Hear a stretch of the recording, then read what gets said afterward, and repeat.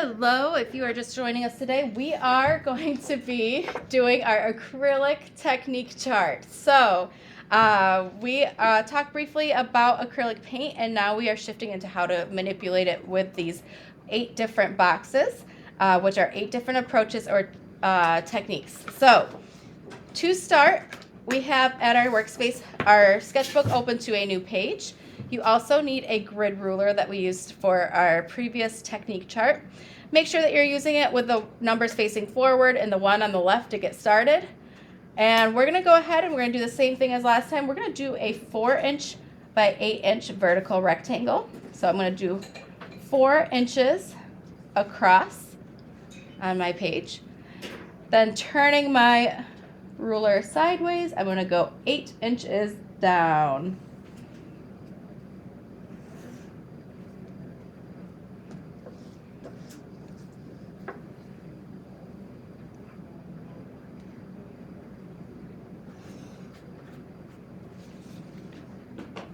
Four inches across the other way, and then connecting all 4 sides should be approximately 8 inches.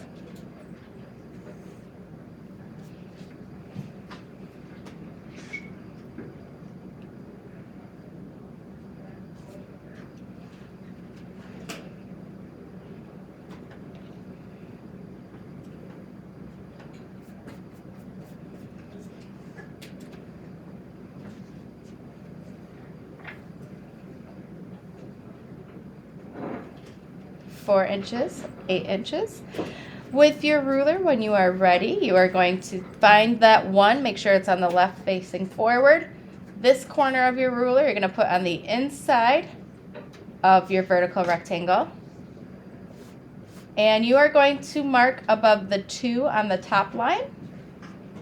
Slide it down to the bottom, and you're gonna mark above the 2 on the bottom line, so that you have guidance on where to slice it in half vertically.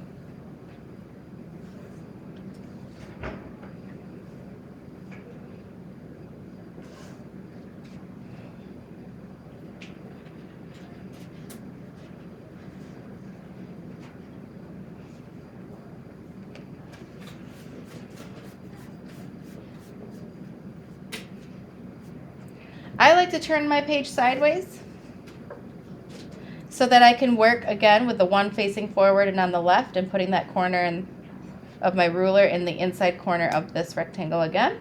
This time I'm going to mark above the 2, the 4, and the 6 on one side. Slide it to the other. Lining up my ruler, I am then going to mark above again the 2, the 4, and the 6. Connecting those dashes afterwards will divide our rectangle into 8 different squares.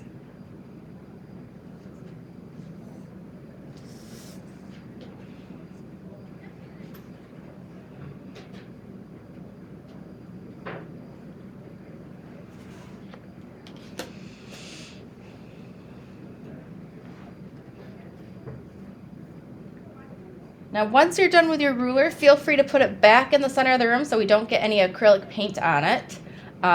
So we don't need this anymore.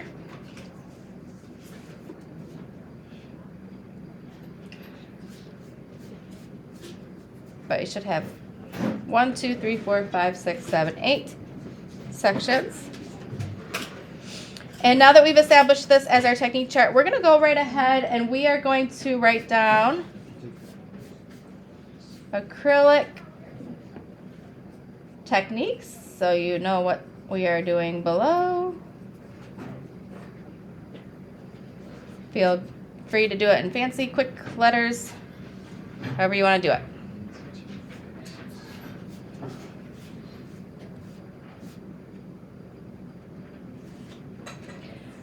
Now with my pencil, I'm going to next label each section at the top, just like we did our watercolor technique chart. Starting at the top left box, I'm going to right away label that masking. So we've done masking with watercolor. We're going to repeat that, but feel the difference with acrylic. M-A-S-K-I-N-G.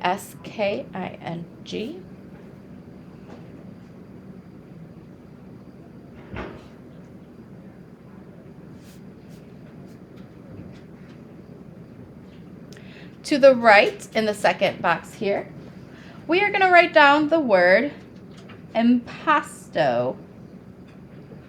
I-M-P-A-S-T-O. Impasto.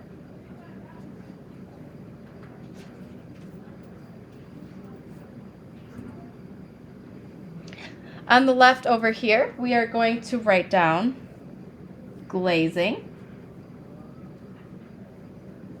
And in the right, we're going to write down the term scumbling. S-C-U-M-B-L-I-N-G.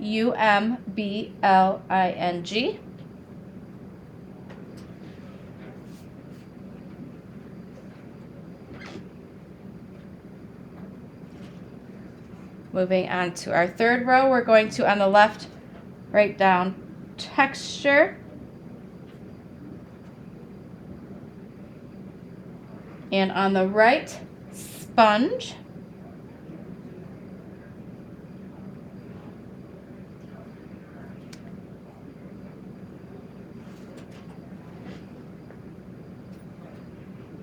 In the bottom left, we're going to visit again, splatter.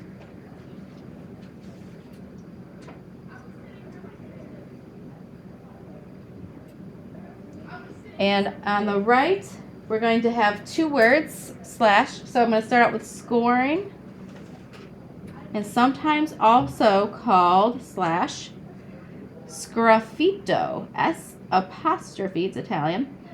S apostrophe G R A F F I T O. Sgraffito. It's a fancy term for scoring, basically.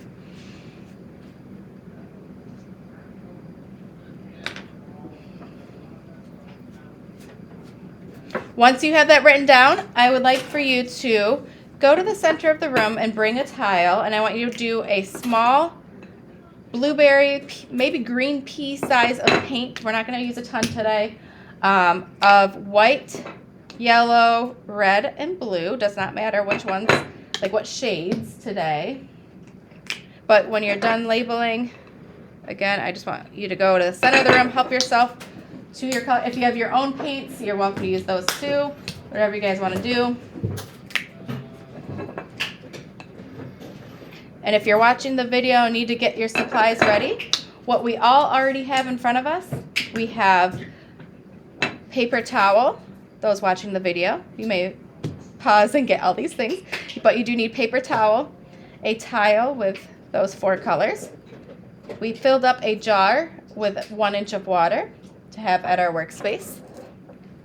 We also have our assigned long handle brush, a palette knife from the center of the classroom. We have one roll of tape per table, and also near the assigned brushes and the tiles, you're going to find a basket where you find these sponges. So these black sponges, you'll need 1 of these. You also are going to need bubble wrap and netting. If you don't know where they are currently, you can ask Miss Buzz that day. And we're going to put this pencil away. The last thing I'm missing here is a coarse brush. So I have an assigned brush, and a coarse brush. So feel free to pause the video to gather those things, those making up this exercise.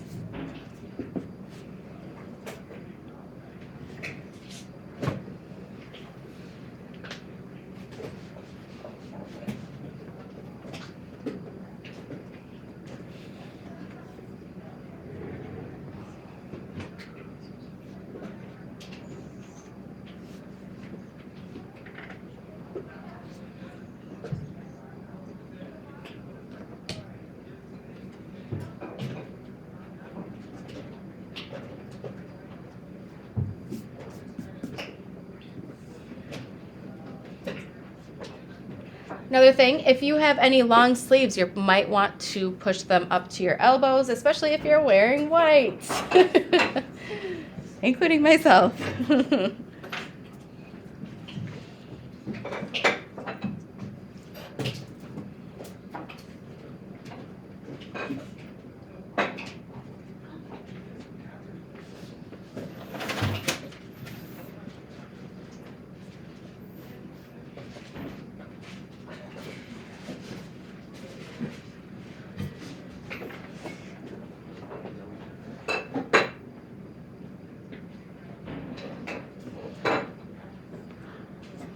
All right, good job, guys.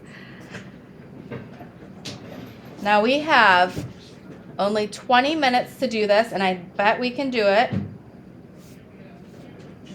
The first thing that we are going to do for this technique chart, I would like for you to begin with your assigned. Use this. Yeah, if I'm all out of white, you can use it on my desk. Oh, well, that is good to know. I was unaware. So use that, guys. Perfect. I'll restock the white soon. All right. Anyways, for this first step, you guys will catch up in a sec. It takes 2 seconds. You're going to take your long handle brush and you're going to dip it in red. And we're going to start not at the top. We're going to just, because we need to do a dry underlayer for this technique of glazing. So I'm using my long handle brush to just do a red square. And I'm in the glazing box, the second one down here. So make sure you're doing it in the correct box. And I am making a smooth square in this box. So I'm making sure it's not bumpy. And then I can rinse off my long handle brush there.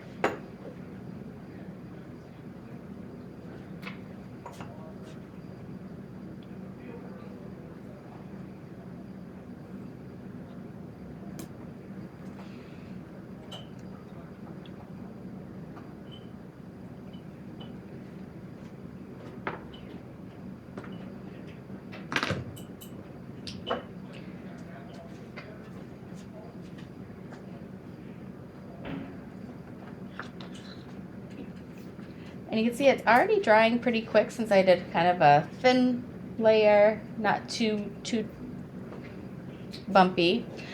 Because we're going to actually do another red square in the scumbling section. We're going to use red paint with a coarse brush. So if you need to get that from the center of the room still, you may get that. And you're just going to brush your bristles side to side in that red paint like you see I did there. And you are going to then have a pretty rough square with this coarse brush. So I want there to be ridges in my paint when I'm doing a square with a coarse brush. The purpose of this scumbling technique is that the underlayer has to be bumpy. So when I tilt my paper under this light, you can see the ridges right there. You see those ridges from my bristles? We want those for scumbling.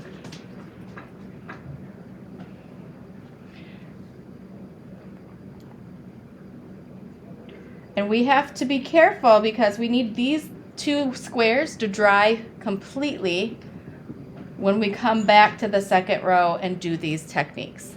Now I'm done with this coarse brush, so I'm going to go ahead and I'm going to clean it off on my paper towel and in my water.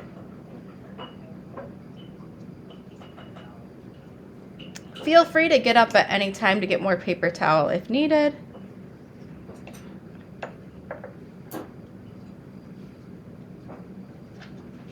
But we need to get that clean and put aside for now. But while we do the top 2 ones, watch your hands so you aren't bumping those red squares. We're going to take a break from these red squares and we're going to go up to masking. Now masking is done with mostly tape when you do acrylic paint. So you guys are each going to take a little piece of masking tape about 1 inch long, or 1.5, whatever. And I want you guys to notice that the edge of the tape when you're using it is a straight edge. people sometimes think that they just need to use it for the straight edge, but don't forget, like I mentioned in watercolor, you can also tear it into some organic shapes for mountain ranges or for zebra stripes or anything at all. But you're gonna go ahead and you're gonna just put some in the masking square. Try not to bump those red squares below. Does not have to be in any particular way. And rub the edges to make sure it doesn't peel up. And this is just a reminder that tape is super helpful for masking. Masking is protecting the layer underneath or protecting the paper below. So we're going to take our long handle brush and I'm just going to dip it in the blue. And I'm going to paint right over that area.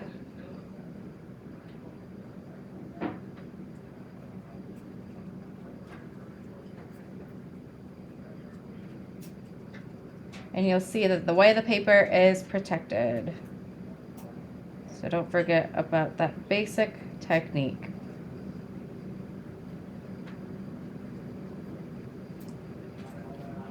Rinse your brush once you're done.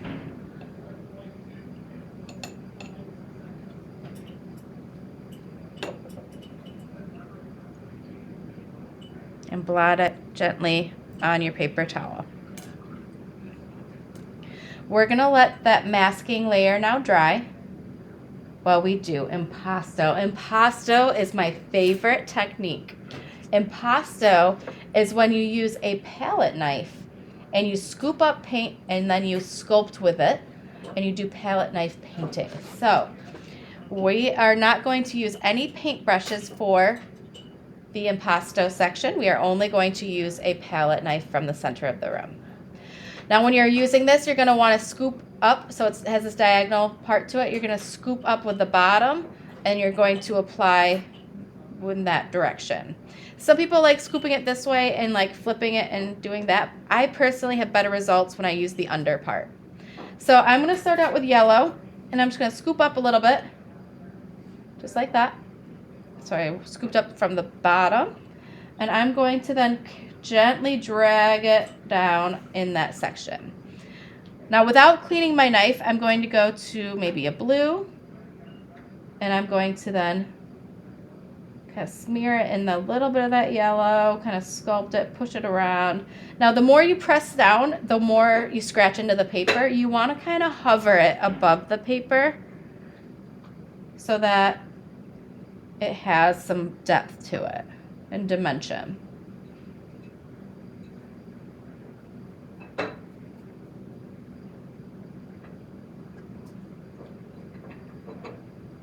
Now back years ago, I did a whole series of paintings with only knives and it was so fun. It helps you be a little bit more expressive and less of a perfectionist. You can see how playful it can be too. Now impasto is just thickly applied paint commonly done with a knife. That is what that term means there. Now once you're done with your palette knife, you can wipe it on your paper towel. Be aware of where your paper towel is when you're setting other things down. And I'm also cleaning off the edges, not just the front and the back. I'm cleaning off the edges too. Oh, as I get my paintbrush in it. Okay.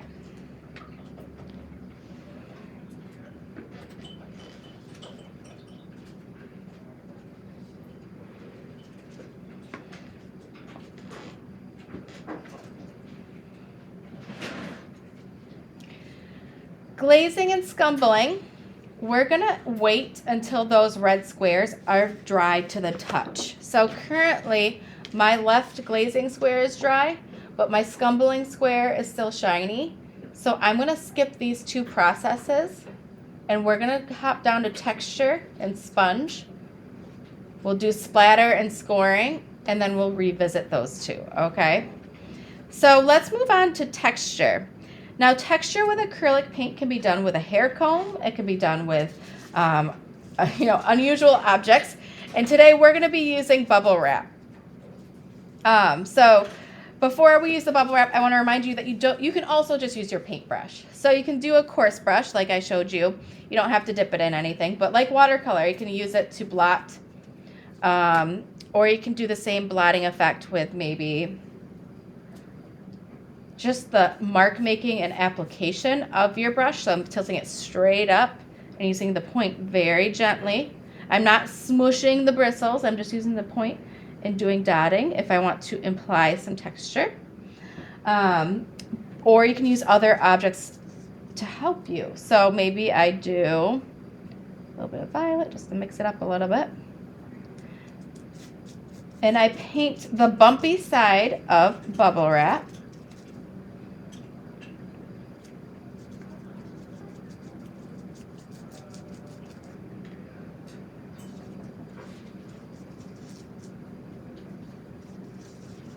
Make sure it's the bumpy side up when you're painting. And then you can flip that bumpy side down and you can blot with it.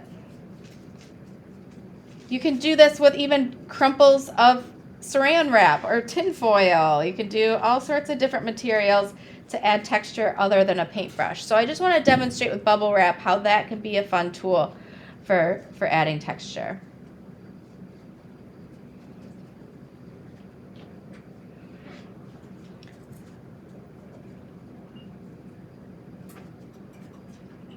I don't know why there's a thumbs down. Am I doing a thumbs down? The little symbol came up. That's so funny. All right, and I'm just rinsing off my brush so it doesn't get all crusty right away.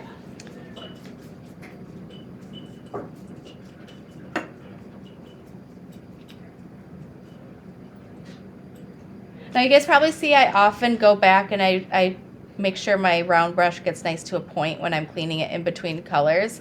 I just don't want it to get misshaped. All right, so the next box we're gonna do is sponge. So sponging can be done to apply the paint or to blend the paint. So you can start out with the sponge that you have from that basket near the palette, the paint tiles and the jars and stuff.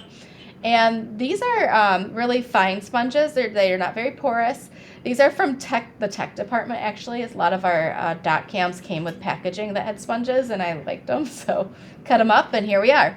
But what we're going to do, I'm going to show you, you can use it to dip right into your paint, and you can start with blotting with wet acrylic paint, and maybe you shift colors, and you can go back and you can kind of go back and forth and do nice gradients from one color to the next. You can go in little swirls and kind of like a beauty blender, smooth things out.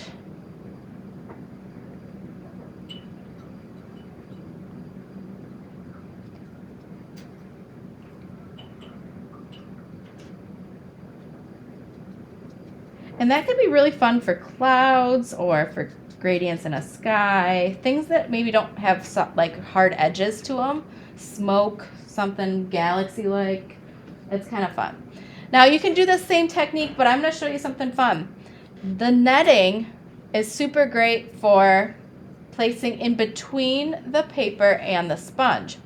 So this is another fun texture that you can, or pattern that you can add to your painting. So if you go ahead, you kind of have to find the right consistency. So I'm using a dry sponge right now. I'm going to put some blue on it. And I'm going to keep that netting in one spot. But I'm going to blot through it, making sure that paint is on there nice and equal. I'm going to blot right through that netting. And when I lift it, you can see it shows some of that netting pattern. Now I got a little globby in the center there, but it takes a little practice to get it right. But it's just a fun option for something different.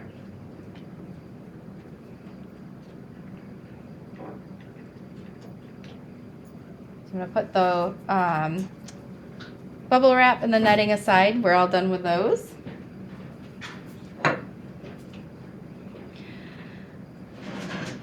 Now for the sponge to clean it off, I'm just going to dip the corner in water and I'm going to kind of bring it out against the edge of the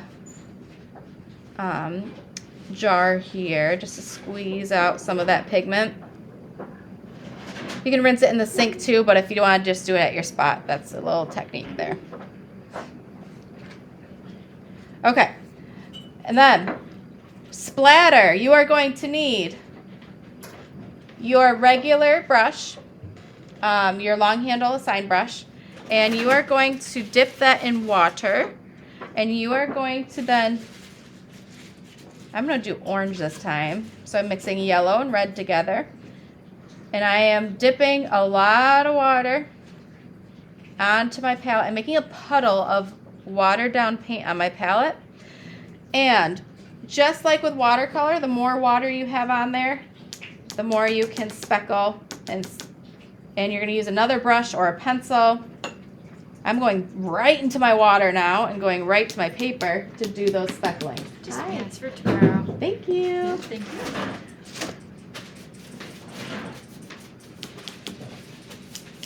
you. You can angle it. Again, with acrylic, you'll notice it's a little stickier, so you kind of have to get really big droplets on your brush for it to splatter real good. So more water if it's not dropping onto your paper.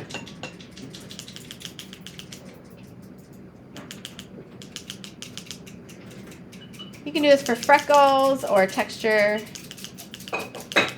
some type of grainy speckling, kind of fun. So experiment too with longer bristle brushes. Those work a little better for splatter. Yeah, watch your neighbors too. Okay.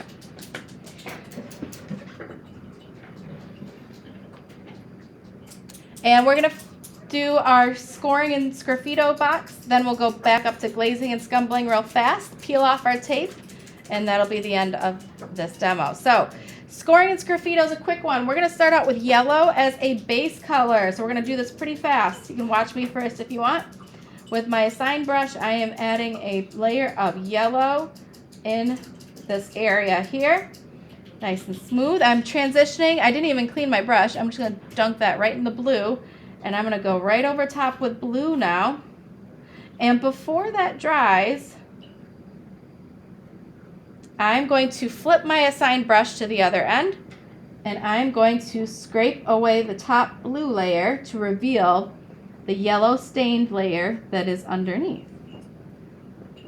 So this technique is just like, and I'm going to clean off the end of my brush for future me, not to get myself dirty with it. But that is super fun for all sorts of different effects in your painting, or just because it's playful. It's kind of cool. Any decorative designs are fun.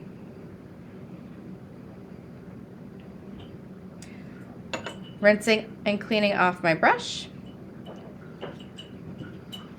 We are going to be using your assigned brush for our for glazing. Glazing is when you use a smooth synthetic bristle brush over an already dry layer of smooth paint. So we have a smooth red square here. I'm going to clean off my brush, and you can use whatever color you want. I'm going to start with yellow, but you're going to see that when I do a line across in yellow, and a glaze is a watered down transparent layer. You can see it's yellow, red, orange, yellow happening here. So if you want to do little tints of things and you don't want to do a full opaque color over top, you can purposefully thin down your top layers and do transparencies. You can see how I used green, but when I overlapped it with red, it kind of went to like almost a violet neutral.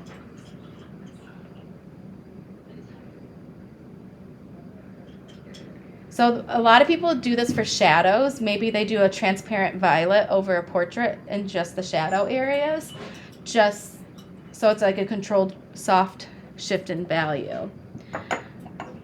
All right, and then you're done with your assigned brush after you do that. So we're gonna clean that off real good.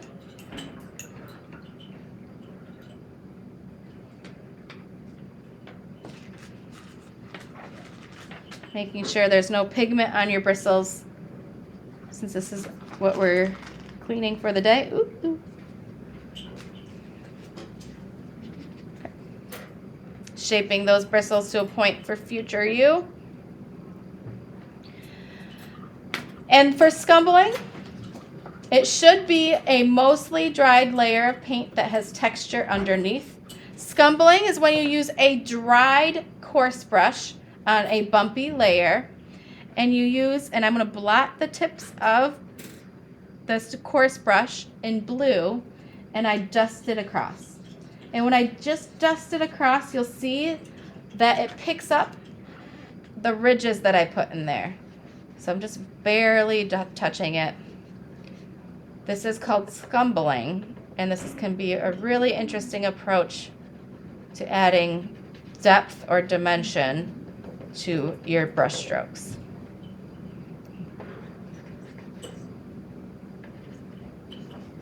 But it works best with a dry coarse brush.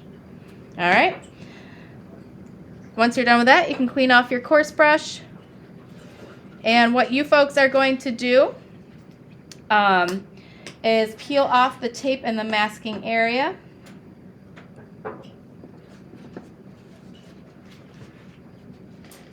Make sure you throw these little scraps away in the garbage, not at each other, or leave it on your table.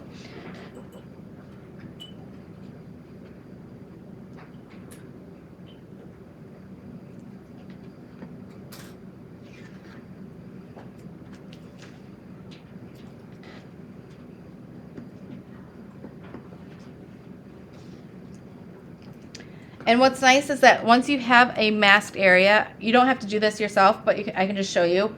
You can fill in those white areas with at a different time and kind of color it in.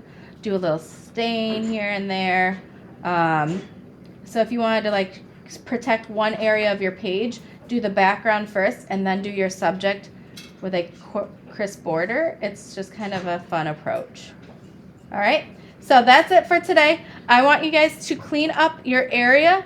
Then you have permission to snap a quick photo and attach it to the assignment posts that I will have available for you. So, yes, we have 4 minutes though. Let's move quick. So we're going to go ahead, wipe off your palette with a paper towel, rinse that remaining bit off in the sink, clean up everything else. And if you need to snap the photo tomorrow with the sub, that is okay. All right, thanks for watching those that were watching virtually.